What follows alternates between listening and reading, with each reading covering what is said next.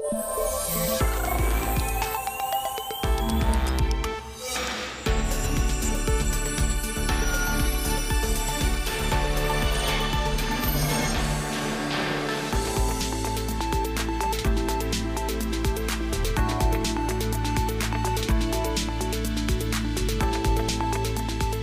안녕하십니까.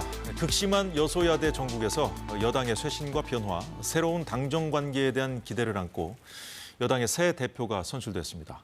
앞으로 여당 내부와 여야 대치 상황 어떻게 전개될지 냉정히 짚어보는 시간 갖도록 하겠습니다.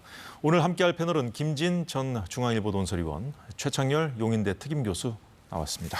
안녕하십니까? 안녕하세요. 안녕하세요. 반갑습니다. 네, 어제 전당대회에서 62.84% 득표율로 집권 여당의 대표가 됐죠. 한동훈 대표. 이번 전당대회 정말 치열하게 전개됐는데 당원들은 왜 한동훈 대표를 압도적으로 지지한 것인지 이 두 분의 평가를 좀 듣도록 하겠습니다. 먼저 김진 의원님 말씀해 주시죠. 가장 핵심적인 이유는 이 당원들 다수 사이에서 뭐 여러 가지 이제 하자도 있고 문제도 있고 경험 미숙도 있지만 결국은 대통령 선거를 생각을 하면 이재명 민주당 대표와 싸울 수 있는 여권, 국민의힘 상대역이 한동훈 후보 외에는 없지 않느냐. 이것이 가장 큰 핵심적인 이유로 많은 사람들이 저에게 얘기를 해줬습니다.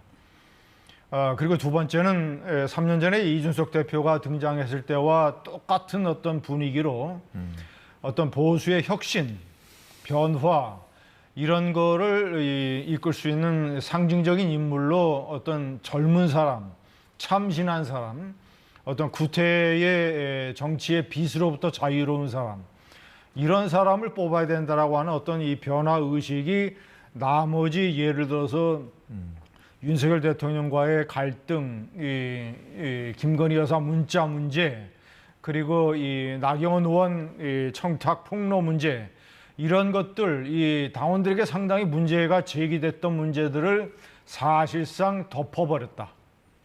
그러니까 두 가지 새로운 인물, 변화, 혁신 그리고 이재명 민주당 후보에 대항할 수 있는 유일한 카드라고 생각하는 당원들이 많았다.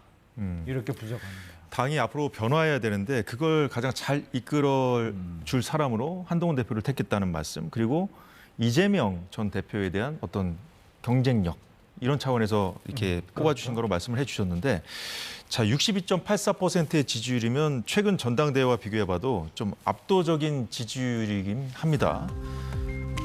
지금 화면으로 나오고 있는데요. 가장 높죠. 자 최창열 교수님 화면 보면서 좀 이어가도록 하겠습니다. 자 그런데 투표율이 좀 낮았잖아요. 그래서 좀 무조건적인 지지는 아니라는 평가도 나오던데 어떻게 보세요? 투표율 자체가 이준석 2021년도죠. 이준석 대표가 될 때 그때 전당대회 투표율보다 높았어요. 생각보다 낮은 투표율이 아니다. 그렇군요. 지난해 당신 100%였죠. 김기현 체제가 들었을 때 그때의 투표보다 낮아요. 근데 이제 투표율로 보면 그렇게 낮은 투표는 아니라는 말씀 하나 드리고 싶고, 아까 말씀처럼 이번 전당대회는 저는 한마디로 대안과 변화다. 대안과 변화. 다시 말씀드려서 한동훈 후보가 아니군, 한동훈 대표 됐습니다만 한동훈 후보가 아니고서는 도저히 보수 정권을 재창출하기 어렵다고 판단한 것 같아요. 그러니까 여러 가지 무슨 당과 정부와의 갈등 이런 얘기가 많이 있었습니다만, 그리고 이제 기존의 후보들 같이 경쟁했던 후보들에게 좀 식상한 면도 없지 않아 있다고 느낀 것 같고, 어쨌든 대안은 현재 보수 정권의 재창출이나 보수의 재집권을 위한 대안은 한동훈밖에 없다고 판단했어요. 그 저변에 깔려 있었고, 또 하나 변화입니다. 아까 지금 김 의원께서 말씀하신 것처럼 지금 현재의 지금 수직적 당정 관계라는 거 다들 얘기하는 겁니다만, 이런 식의 당정 관계로는 대안이 된다 하더라도 이길 수 없다고 판단한 것 같아요. 다시 말해서 국민의힘의 당원들의 그 당심이라는 게 대단히 전략적 판단을 했다라고 좀 봐요. 제가 뭐 그런 말씀 계속 드려왔습니다만, 그런 것들이 바로 생각보다 높은 득표율을 보였다. 단순하게 50% 살짝 넘은 그런 과반이 아니라 62.8%는 굉장히 높은 거거든요. 그런 면에서 여러 가지 갈등에도 불구하고, 갈등 설에도 불구하고, 이러한 갈등 설에도 불구하고 일단 대안으로서는 한동훈 후보밖에 없고, 변화를 이끌어주기 위한 한동훈이다. 그래서 저는 이렇게 높은 투표율에다 높은 득표율이 나왔다라고 봅니다. 예, 이번 전당대회에 나타난 이 표심을 두 분 공히 한동훈 대표가 쇄신이라든가 변화를 이끌어갈 적임자로 좀 당원들이 보여준 거 아니냐 이렇게 정리를 해주셨는데, 자 그런데 이제 당정 관계를 원만히 가져가는 것도 좀 중요하지 않습니까? 네. 전당대회에 승리했습니다만 한동훈 지도부의 앞길 여러모로 만만치 않다는 평가가 나오고 있죠. 특히 한동훈 대표의 제1과제, 그러니까 이 변화와 쇄신을 이끌어가기 위해서 좀 선결 과제라고도 볼 수 있을 것 같은데, 윤 대통령과의 관계가 거론되고 있습니다. 잠시 영상 보고 이어가겠습니다.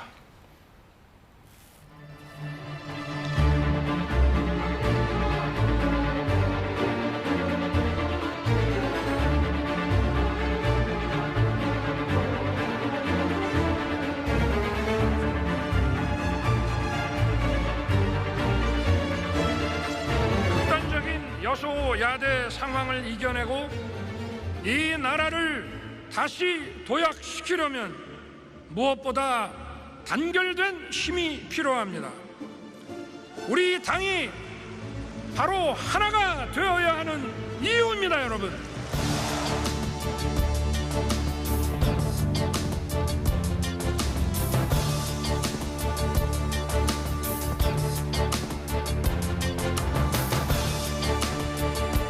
건강하고 생산적인 당정 관계와 합리적인 토론을 통해서 민심을 정확히 파악하고 그때그때 때를 놓치지 말고 반응합시다.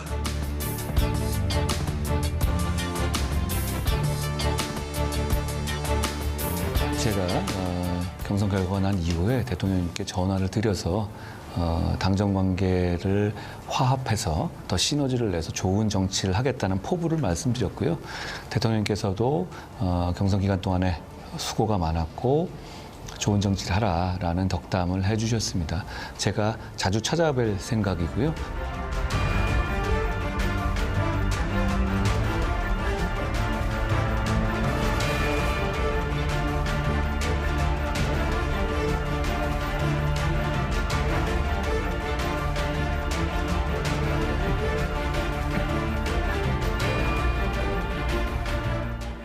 김진희 의원님, 어제 만났을 때도 그냥 눈빛이 교환하지도 않고 그냥 물론 잠시 만나는 상황이었긴 합니다만 그런 상황이었고, 물론 그 저녁에 9시 뉴스와 인터뷰할 때 대통령에게 이제 통화한 내용도 좀 얘기를 하긴 했습니다만, 어떻게 보십니까? 두 분이 이제 관계를 회복할 수 있다고 보세요? 당분간 이 쇼윈도 부부로 갈 겁니다. 그러니까 내부적으로 어떤 갈등이 해소되고 이러는 데는 상당히 시간이 걸리고, 속으로 어떤 화학적인 결합이 되는 것은 상당히 지난한 과제지만, 겉으로는 당정 간의 화합된 모습을 보여야 한다는 두 사람의 이해관계가 일치하기 때문에 겉으로는 웃으면서 아무런 문제가 없는 부부처럼 보이는 쇼윈도 부부, 이런 형식으로 갈 것 같은데, 이 관계의 관건은 사실 윤 대통령보다는 한동훈 대표가 어떻게 하느냐에 많이 달려 있습니다. 윤 대통령은 당정 간의 갈등에 어떤 부담을 주지 않기 위해서 김건희 여사 문제가 더 이상 작동하지 않게 하려고 전당대회 전에 이제 김건희 여사 조사 문제를 그런 식으로 일단은 매듭을 졌지 않습니까? 이제 남아있는 것은 예를 들어서 이 가장 첫 번째 관건이자 시험대는 한동훈 대표가 본인이 대표가 되면 발의를 하겠다고 공약을 했던 최상병 특검법. 이것을 만약 한 대표가 이것을 강행을 하고 자꾸 이 이야기를 꺼내고 무슨 토론 절차에 붙이겠다고 하고 하면 이것이 갈등이 재현될 수 있는 중요한 불씨가 될 것이다.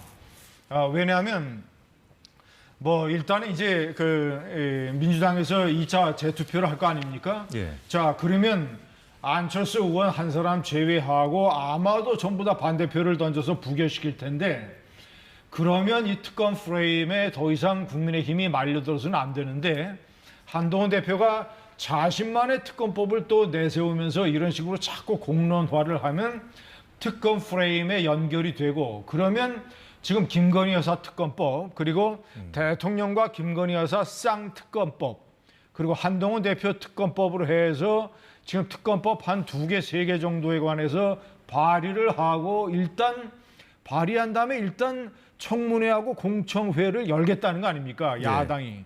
그러니까 만약에 제 결론은 윤 대통령보다는 한 대표가 어떻게 하느냐에 관건이 달려 있다. 예. 지금 뭐 야당이 공세를 펴는 지점이기도 하죠. 특검 전국 안에 지금 들어있는 상황에서 이제 한동훈 대표가 이제 선출된 거 아니겠습니까?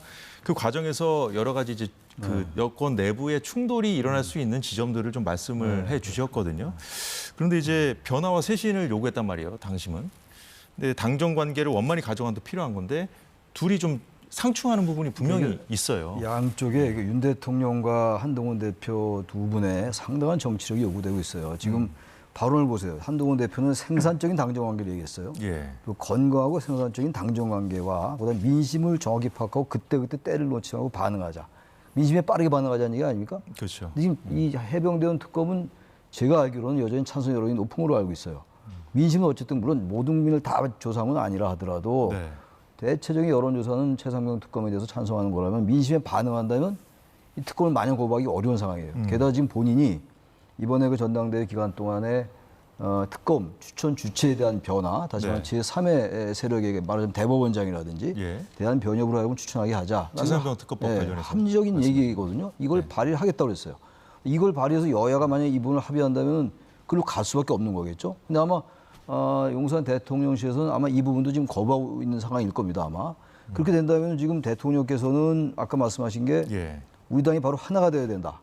그리고 당정이 하나다란 이제 이걸 강조하고 있는 상황이고 그 당정이 하나가 돼야 된다는 얘기는 원론적으로 맞는 말씀이에요.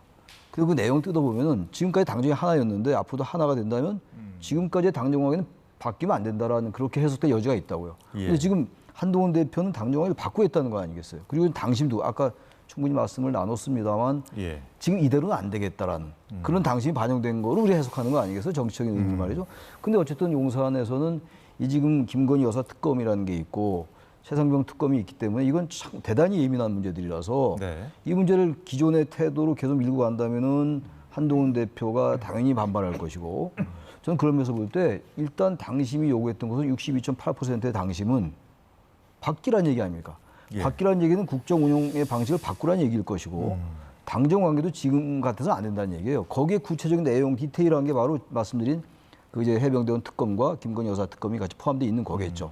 그리고 특히 이제 제가 주목하는 게 예. 한동훈 대표가 당선되고 나서 그 말을 했어요. 김건희 여사 조사를 며칠 전에 했잖아요. 출장 조사라고 얘기하는 그 조사를 했는데 그것도 그 부분도 국민의 눈높이를 언급했단 말이죠. 네네. 지금 김재원 최고위원이 최고위원 되고 난 다음에 오늘인가 어제 방송에서 제가 기사에서 봤는데 그 얘기는 저희 뒤에서 좀 합니까? 알아보기로 하고요. 그러니까 이게 대단히 벌써부터 양쪽의 긴장이 벌써 고조됐다. 긴장감이 좀 그래서 이미 이게 조성돼 만만한 있다. 일이 아니다라는 걸 제가 말씀드리는 겁니다. 알겠습니다. 한동훈 대표가 당선되자마자 민주당은 이 특검법을 받으라고 압박하고 있는데요. 이 당 차원에서 이른바 5대 요구안도 제시했습니다. 해병대원 김건희 여사 특검 수용, 수평적 당정 관계, 그리고 방송 장악 중단, 국회 운영 정상화, 여야 간 정책 비전 경쟁. 네, 여긴 보면 이제 여당이 들었을 때는 야당도 책임이 있는데 왜 남 얘기하듯 하냐 이렇게 할 부분도 있어 보이고요. 그런데 이제 여당 입장에서 좀 새겨 들을 만한 부분도 분명히 있어 보입니다. 어떻게 보셨습니까, 김진영님? 5대 요구 아니라고 지금 던졌는데. 야당 입장에서 여당에 대해서 저런 식으로 이제 정치적인 공세를 하는 건데 예. 국회 운영 정상화 같은 것은 지금 완전히 뒤엎어버리고 시대의 어떤 격렬한 이 선동적 공세의 장으로 만든 주범은 야당이잖아요. 민주당 아닙니까?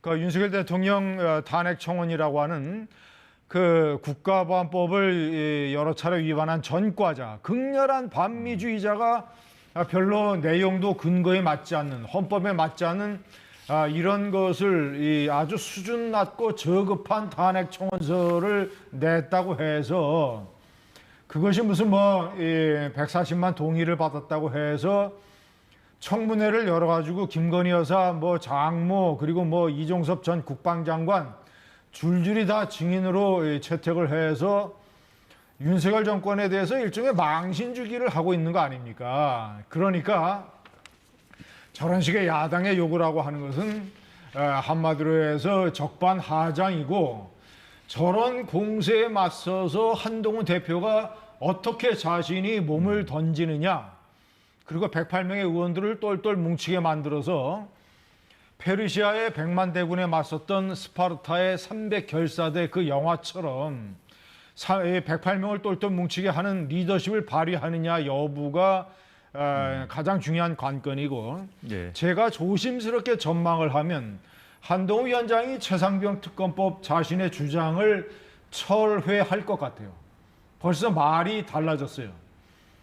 정치는 살아있는 것이다. 그리고 본인이 그 얘기를 한 이후로 상황이 많이 바뀌었다. 그리고 이재명 민주당 대표가 내 제안에 대해서 반대하고 있다. 그리고 당에는 민주적인 토론 절차가 있다. 이런 것들은 저희가 앞으로 다루겠습니다만, 일단은 당내에서 반대하는 여론이 많고 최종 결정권자는 대표가 아니라 원내대표다. 그리고 윤석열 대통령 탄핵의 교두보를 만들기 위한 어떤 선전선동적 공세에 이 특검 프레임에 자꾸 대표가 말려들어서 당의 내분을 조장을 하면 되겠느냐라는 비판적 여론이 많기 때문에 한동훈 대표가 이거 벌써 말이 달라졌고 저는 철회할 걸로 봅니다. 예, 일단 그 민주당이 던진 5대 요구안은 중에서 이 국회 운영 정상화에 이제 한동훈 대표가 어떻게 대응을 해야 되는지부터 말씀을 해주셨고, 그 중에서 이 최상병 특검 이제 가장 먼저 좀 시험대가 될 텐데 이 부분에 대해서 뭐 조심스러운 전망까지 해주셨어요. 자, 일단 그러면 최상병 특검 얘기해 주셨으니까 오늘 그 민주당 박찬대 원내대표가 민주당이 지금 추진하고 있는 법안 재표결을 지금 앞두고 있죠.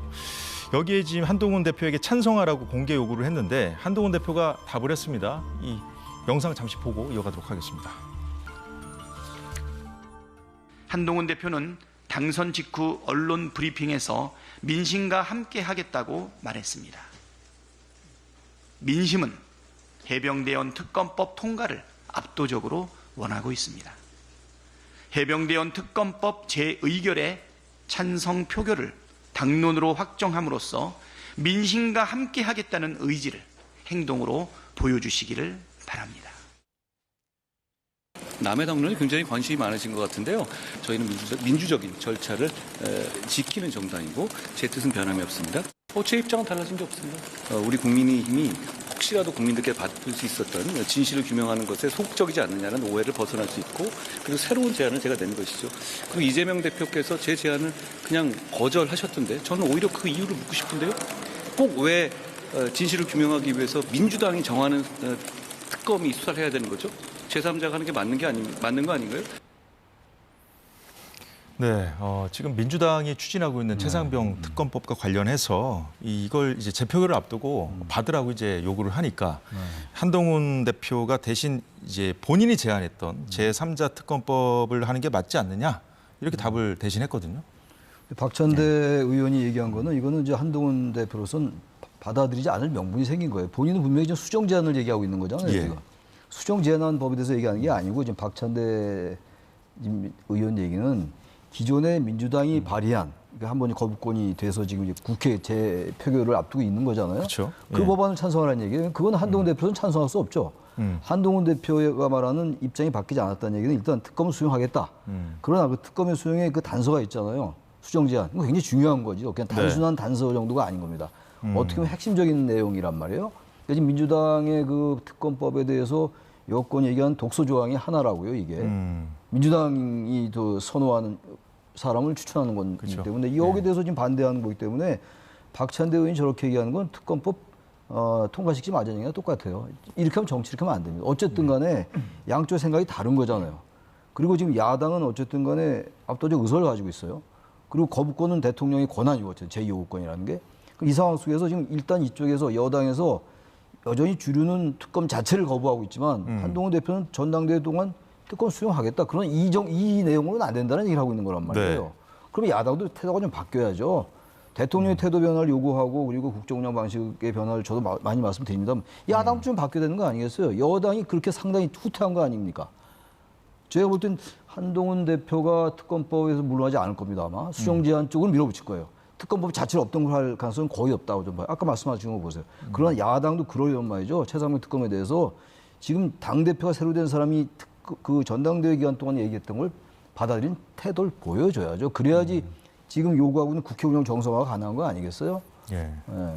자, 그런데요. 한동훈 대표가 말한 이 제3자 추천 특검법에 대해서 여당 반응은 좀 뭐랄까요? 추경호 원내대표부터 지금 반대 입장이거든요. 그러니까 어제 함께 당선됐던 김민전 최고위원 그리고 김재원 최고위원도 지금 화면에서 보시다시피 원내대표 의견을 우선해야 된다라든가 당대표가 이래라 저래라 할 얘기가 아니다.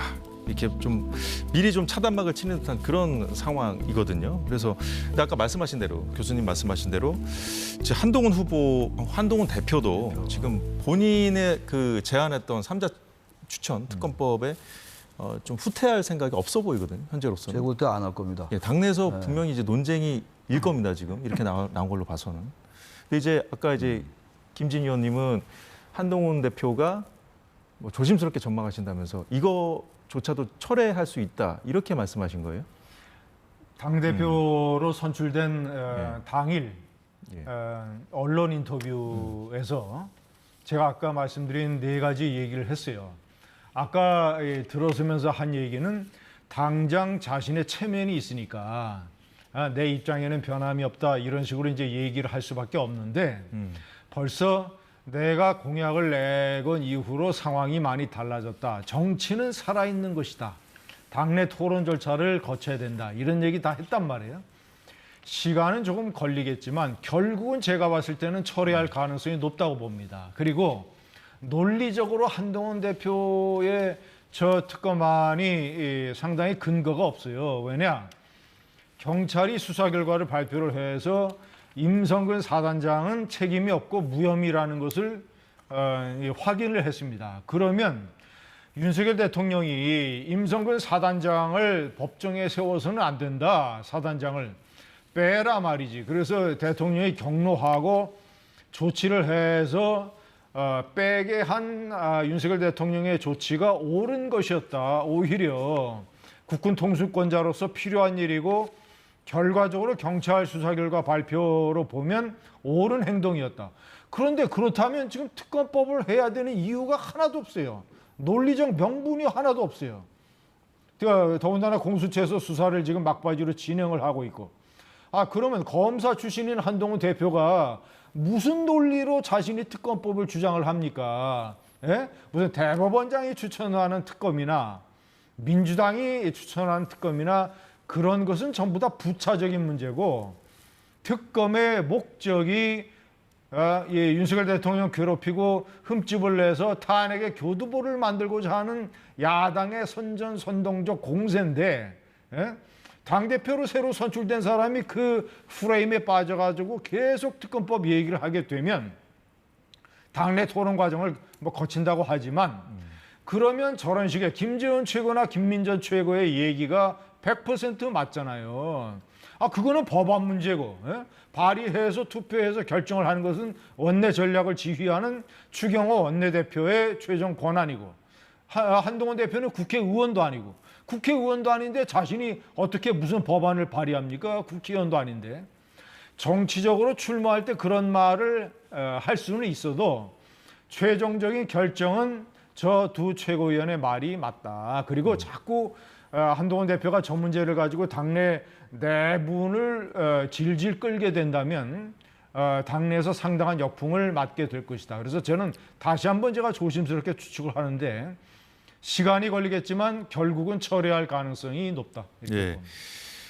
시간이 걸리겠지만 한동훈 대표가 제3자 추천 특검법 철회할 가능성 있다. 재차 전망을 해주셨거든요. 어떻게 들으십니까? 저는 뭐 거기 동의하지 않습니다.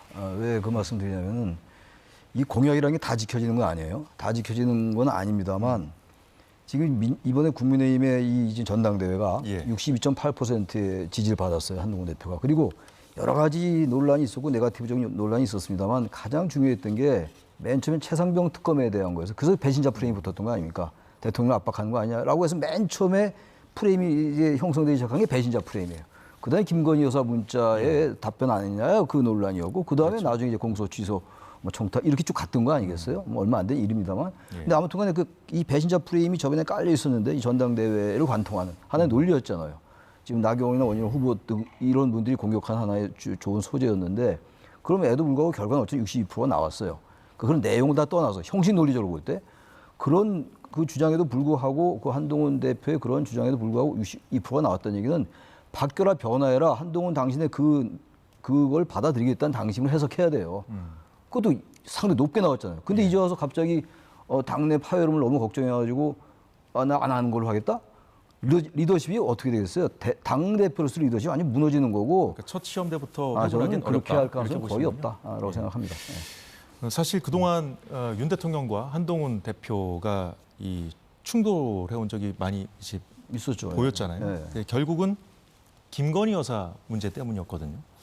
그 민주당의 5대 요구안 중에서 이 김건희 여사 특검법 수용 관련해서는 한동훈 대표, 김 여사에 대한 이 특검에 대해서는 반대 입장을 밝혀왔습니다. 그런데 이 구체적으로 어떻게 대응할 것이냐 이 방식을 놓고는 전과 마찬가지로 대통령실이나 당내 주류와 이견을 보일 가능성이 있어 보입니다. 그동안에 이 조사가 미뤄지던 것을 영부인께서 결단하셔서 직접 대면 조사가 이루어졌잖아요. 그러니까 검찰이 공정하고 신속하게 결론을 내야 한다고 생각합니다. 다만 검찰이 수사 방식을 정하는 데 있어서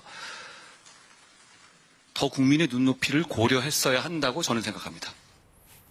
네, 이건 최 교수님께 먼저 여쭤볼게요. 네. 아까 국민 눈높이 발언하시면서 먼저 이 부분 좀 네. 짚어주셨기 때문에 네. 어떻게 될까요? 그러니까 지금 국민 눈높이라는 거는 며칠 전에 있었던 이른바 출장 조사가 적절치 않았다라고 얘기하는 거란 말이에요. 그렇게 해석할 여지가 충분히 있는 거 아니겠어요? 이원석 총장하고 생각이 좀 비슷한 것 같은데. 얘기예요. 같은 겁니다. 그러니까 저는 뭐 비공개 소환 자체는 문제될 게 없다고 봐요. 이미 그런 규칙이 나와 있으니까. 근데 장소를 굳이 그렇게 했는가의 문제가 하나 있고 그 장소도 그렇다 치더라도 일단 이원석 검찰총장이 사후 통보받았단 말이에요. 지금 사후 보고를 받았다고요. 그 부분 가지고 이른바 논란이 좀 있잖아요. 지금 대통령과 검찰총장과의 관계라든지 검찰 내에서 또 지난 5월 달에 검찰총장이 한 얘기가 예외와 성역과 특혜는 없다라고 얘기하고 난 다음에 검찰의 이 지금 수사 지휘라인이 바뀌었어요. 그 당시에도 이제 이원석 검찰총장이 몰랐다는 거 아닙니까? 지금 법무장관하고 이제 얘기를 해서 나중에 알았다는 얘기인데 그런 상황 속에서 지금 이렇게 되니까 이게 뭔가 이 특혜 주는 거 아니냐라는 그런 인식이 당연히 있죠. 그 부분을 지적한 거거든요. 제가 볼 때 한동훈 대표. 그렇다면 예. 지금의 검찰 조사 방식이 잘못됐다고 얘기하는 것이고 그건 바로 또 대통령실과 각이 쓸 수밖에 없는 얘기입니다. 대통령실은 아무런 입장을 얘기 안 했습니다. 당연히 반응 안 보이겠죠. 그런 점에서 볼 때 이 당내 파열음이 생길 소지가 대단히 커요. 아까 김민전 최고, 김재원 최고도 얘기가 나왔습니다만 그래서 이 부분에 대해서도 의견이 다른 거라서 여기서 이제 한동훈 대표가 어떠한 논리를 어떠한 통합의 리더십을 가지고 당내의 그런 균열들 예. 핵심 윤회 친윤 이 주류 핵심들과의 의견을 조율해 나가고 자신의 뜻을 조금 양보한다 하더라도 기본적인 자신의 뜻을 관철시킬 수 있어야죠. 그래야지 국민의힘의 변화 그리고 그게 나아가서 국민의힘이라는 보수 정당의 예. 보수 진영의 정권 재창출과 연결되지 않느냐라는 당심이었다고 저는 보는 거거든요. 그 부분을 지적하고 있는 거예요, 한동훈 대표가. 예, 김준희 의원님은 어떻게 보십니까? 지금 이 김건희 여사 조사 그 방식과 관련해서도 지금 그 여당 주류하고는 좀 입장이 갈리거든요. 지금 한동훈 대표가. 한동훈 대표가 뭐 적절하게 이제 한 가지 그 문제를 지적을 했죠. 그런데 지적을 하면서 동시에 어떤 결론을 내렸냐면, 자, 그 수사 방식에서는 이제 문제가 있지만, 결국은 대면 조사가 이루어졌고, 네. 그것은 이제 이 사안은 이 대면 조사로 끝났으니까 검찰이 공정하고 신속한 결론을 내려야 된다. 그런 주문을 한 거 아닙니까? 그러니까 수사 방식이거나 문제를 지적을 해놓으면서 결국은 결론은 이 문제는 이걸로 끝났다라고 얘기하는 것이죠. 그런 연장선상에서 김건희 여사에 관한 특검법에 대한 반대 입장은 여전한 것이고 거기서 한동훈 대표가 뭔가 달라질 가능성은 제가 봤을 때는 거의 없다고 봅니다. 그거는 이제 불변이고 최상병 특검법은 이제 시간이 걸리겠지만 철회할 걸로 보고 마지막 세 번째가 이제 문제예요. 한동훈 특검법. 이것은 일단 특검법을 발의하면 민주당에서 청문회와 공청회를 연다고 하니까 일단은 뭐 한동훈 대표를 이 증인으로 채택을 할 거고 기타 등등 여러 관련된 인물들을 전부 다 증인과 참고인으로 소환을 해서 청문회를 또 한판 열지 몰라요. 그러면 그런 가운데에서 한동훈 대표를 보호해 줘야 되는 사람들은 친윤계 주류를 비롯한 국민의힘 의원들이에요. 네. 국민의힘 의원들이 전부 다 일제히 나서서 그런 청문회를 반대하고 비판하고 이거 말도 안 된단 말이죠 하는 원내 투쟁을 해야 될 사람들이 국민의힘 의원들이다. 당장 한동훈 대표의 특검법 문제가 걸려 있는데 만약에 투표를 해서 한동훈 대표가 자꾸 무슨 뭐 최상병 특검법 해야 된다 뭐 만약에 이런 식으로 시간을 끌면서 내분을 계속 가열시키게 되면 그런 상황에서 한동훈 대표 특검법을 표결했을 때 8명이 이탈 안 한다는 보장이 있어요.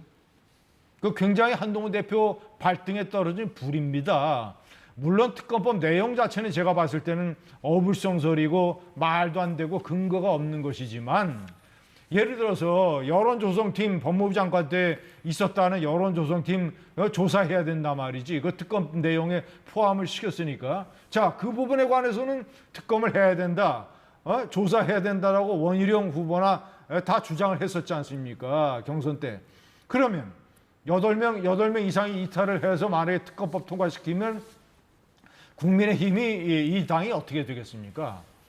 그러니까 굉장히 이것은 한동훈 대표로서는 살얼음 판을 걷는 문제고 그러니까 제가 거듭 말씀드리는데 김건희 여사 특검법 문제에 관해서 반대를 강렬히 하는 입장은 변함이 없을 것이다. 최상병 특검 문제는 시간을 지나면서 슬슬 뒤로 빠질 것이다. 그리고 한동훈 대표 본인의 특검법에 관해서는 국회의원들이 똘똘 뭉쳐서 이것을 막고 싸워달라라는 어떤 이 암묵적인 부탁을 할 것이다. 저는 이렇게 봅니다.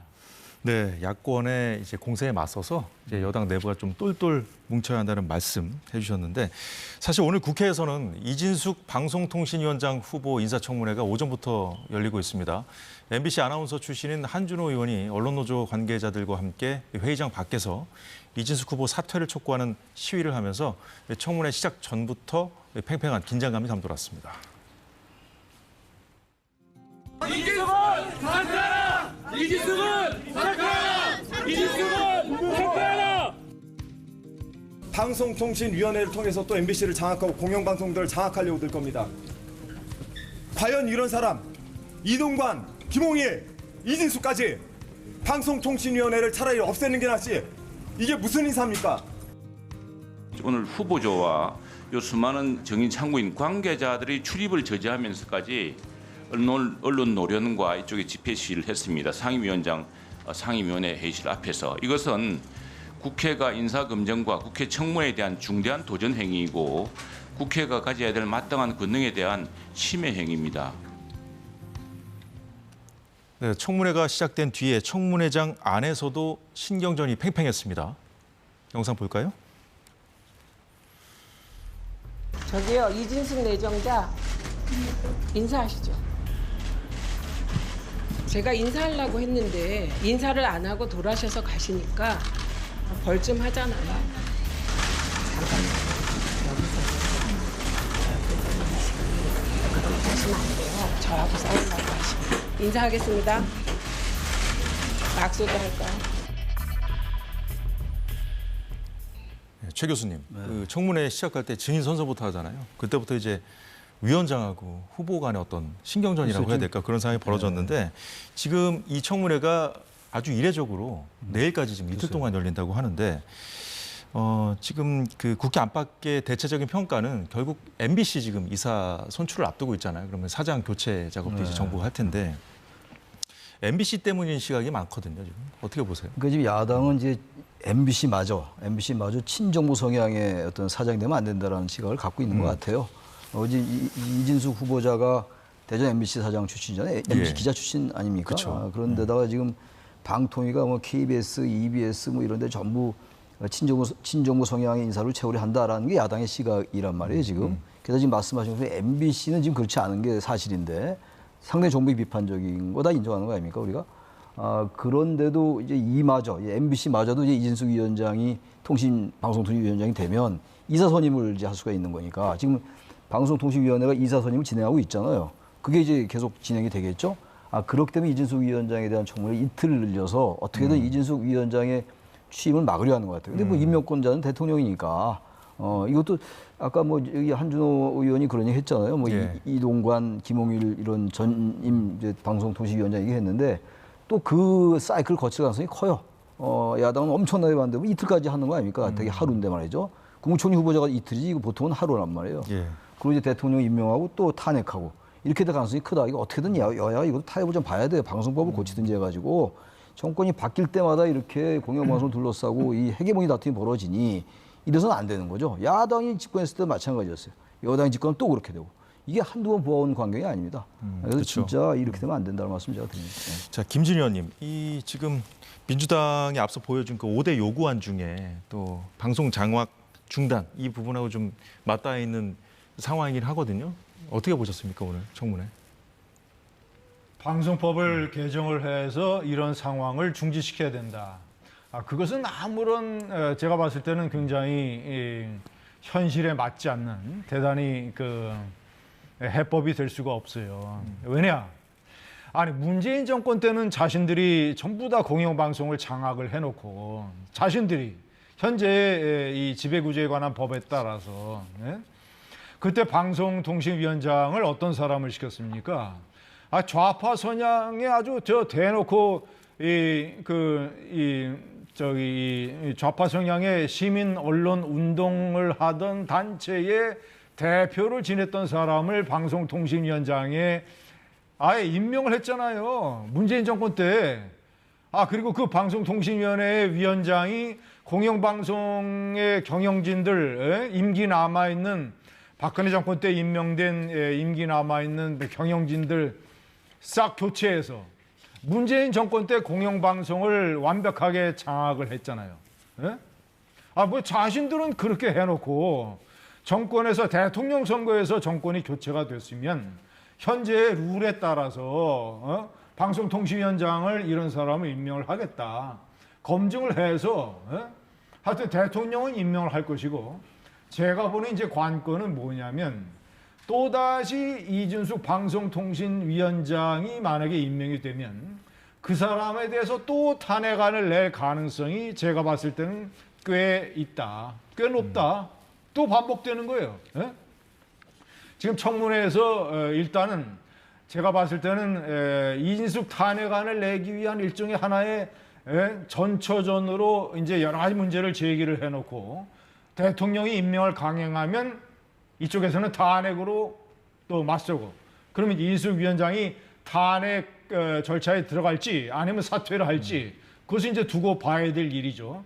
이런 식으로 바뀌는 것은 문재인 정권 때 자신들이 공영방송에 대해서 했던 여러 가지 조치들 그 조금 전에 영상에 나왔습니다만은 국회 내에서는 저런 시위가 금지돼 있어요. 완전히 무법지대 아닙니까? 무법지대. 그리고 저런 것을 나서서 만류하고 하지 말라고 외쳐야 될 국회의원이 나서가지고 자신이 앞장서서 이런 시위를 이끌고 주도하고 선동하고 이게 방송 장악이나 이거는 두 번째 문제고 저게 국회를 저런 식으로 완전히 무슨 언론 노조원들의 시위 현장으로 만들고 이것을 상임위원장은 내 권한은 이 상임위 안에 것만 있고 바깥에 거는 국회의장 소관이라는 식으로 책임을 미루고 이게 저는 저런 모습을 보면서 정말 국민들이 저 저 국회까지 상임위원회 앞에까지 무법지대가 돼가지고 방통위원장 임명시키면 안 된다라고 국회의원이 나서서 소리 지르면서 저렇게 시위를 선동하는 장면을 보면 저거 많은 국민들이 어떻게 느낄까요? 공포스럽게 느끼지 않겠어요? 저는 그래서 아주 기본적으로 커다랗게 지금 우리 사회에 위기 상황이 진행이 되고 있다. 국회가 저런 식으로 가서는 안 됩니다. 예, 정리해 주시죠. 예. 네, 잘 들었습니다. MBC나 공영방송이 갈수록 더 치열한 여야의 정쟁의 대상이 되고 있다는 건 참 여러모로 슬픈 현실인 것 같습니다. 저 오늘 정치권 상황은 여기까지 보겠습니다. 두 분 고생 많으셨습니다. 네, 고맙습니다.